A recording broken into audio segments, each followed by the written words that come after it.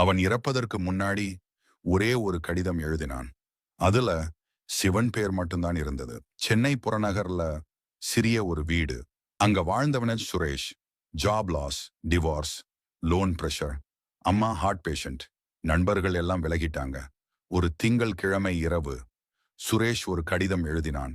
அதுல ஒரே வரிதான், இனி என்னால முடியல. அதை டேபிள் மேல வச்சுட்டு அவன் வெளியே போனான். ஆனா அவன் போன இடம் ரயில்வே ஸ்டேஷன் இல்ல, பார் இல்ல, சிவன் கோவில். அந்த கோவில பக்கத்துல ஒரு பெரிய நந்தி சிலை. அதுக்கு முன்னாடி உட்கார்ந்து சுரேஷ் சொன்ன ஒரே வரி, எனக்கு எதுவும் வேண்டாம் சிவனே, எங்க அம்மாவை மட்டும் காப்பாத்து. அவன் அழுதான், மூச்சு வாங்கினான், அங்கேயே மயங்கி விழுந்தான்.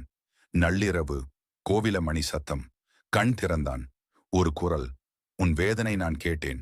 கண்ணு முன்னாடி சிவன் அமைதியா புன்னகையோடு நின்னார். மெதுவா சொன்னார், நாளை காலை 10:15 உன் வாழ்க்கை மாறும். 10:12 அன்னோன் கால். 10:15 வேலை உறுதி. மாலை டாக்டர் சொன்னார், உங்கள் அம்மா நிலைமை சீராக உள்ளது. சுரேஷ் உடைந்தான். இந்த தடவை சந்தோஷத்துல.